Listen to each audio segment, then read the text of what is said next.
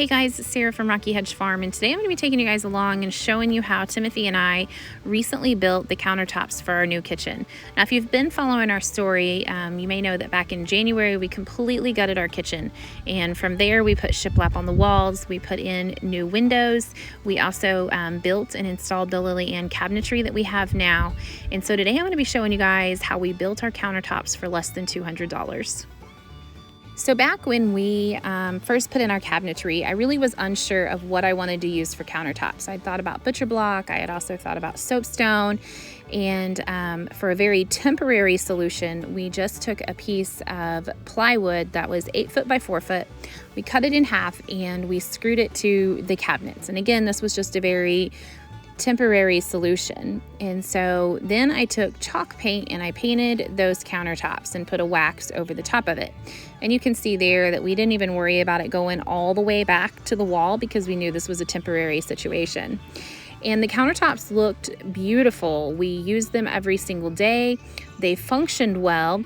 And so I finally decided that we would just build our own countertops using plywood. This was going to be a very budget-friendly option. And the photos that you're currently seeing are the old countertops. Like I said, this was the temporary plywood that we decided to use. And so the first thing that we had to do in order to begin the process of building the new countertops was to remove the old ones. So after removing the countertops, the next thing that we had to do was to remove our kitchen sink. Now this is the new kitchen sink that is going to stay in the kitchen, so we had to remove it from the old plywood and prepare it to use for the new countertops. And so that's what my husband's doing here, is taking off the faucet and of course taking out the sink as well. And then he had to start the process of measuring for the new countertops. Now this span of cabinet along this wall is actually a little over 13 feet long. And so we decided to build the countertops 1.5 inches thick. And so the first layer is just the cheaper grade of plywood. I think it's like $25 a sheet. And so we just measured, and then they took it outside and he cut it to the right size that he needed it to be. So since the plywood is only 8 feet long, we had to make a decision on where the seam would be in the countertop. And so another measurement that had to be taken was where we wanted the seam to be, and then we had to cut that piece of plywood to that length. And you can tell right there that it just comes up to the sink base. And so then the next thing we had to do was measure this section, the sink base and the cabinet next to it, to figure out how long the next piece of plywood needed to be. So once the first layer of plywood was in place, my husband went ahead and started measuring for the top sheet that was actually going to form the nice part of the countertop. And for this, we used birch plywood. And it's a lot more expensive than just the cheap stuff. I think this is like $50 a sheet. But I knew that I wanted my countertops to be smooth and to look nice. And so that's why I chose to use this for the very top.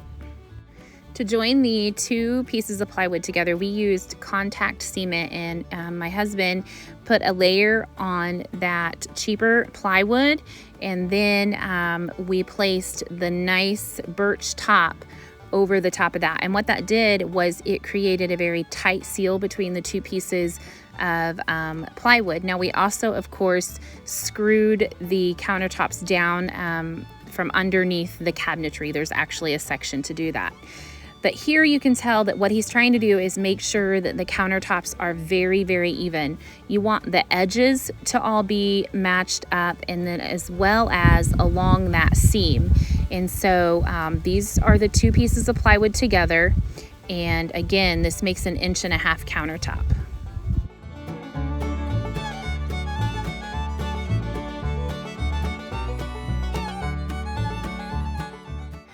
The next step was to do the exact same thing on the other side where the sink base is, and then of course the cabinet that's right next to that. So again, another layer of the contact cement, and we put the birch plywood on top of this piece as well.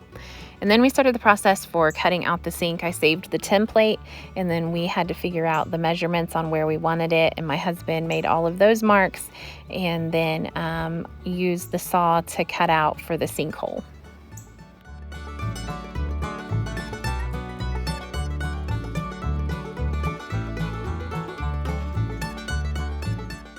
In order to attach the sink to the countertops, we had to take the countertop off, flip it over, and install the sink before we put it back on. Now there is a slight gap in the plywood where the countertops butted up against each other, and that's what you're going to be able to see right now.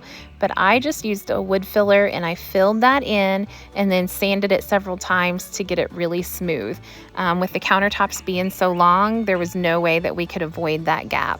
Then for the countertops on the other side by the stove, we followed the exact same steps, cut them to the size that we needed, and then it was time for me to start the process of painting the countertops.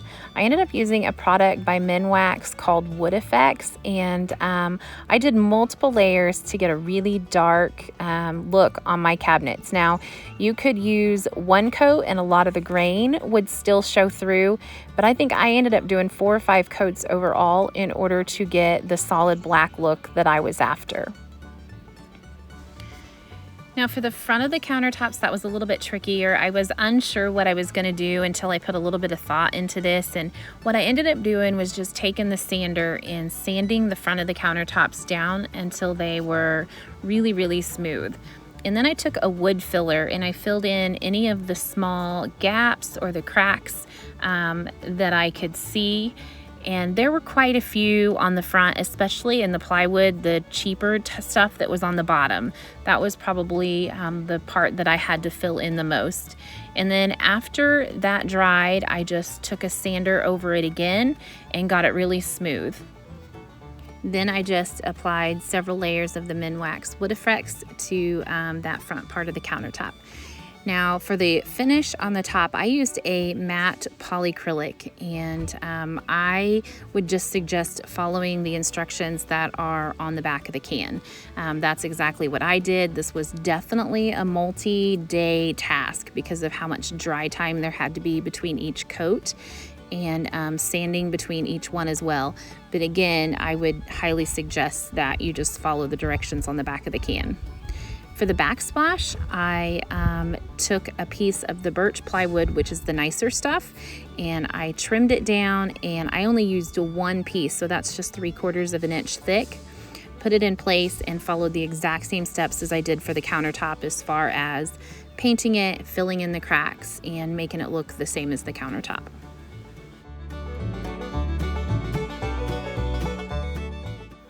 So this is a look at the finished product, and overall I am very satisfied with this. I think they turned out beautifully, and we've been living with them for a little over a month and they are holding up absolutely fantastic. So I just hope that this gives you an idea on what you can do, especially if you're looking for a budget-friendly option. This is definitely one to consider. Now I have a tendency to be able to write things out a whole lot better than I do trying to describe them on a video. So make sure you guys take a moment to stop by the blog. I'll list everything that we used and the step-by-step process over there as well. Thanks for taking the time to watch, guys.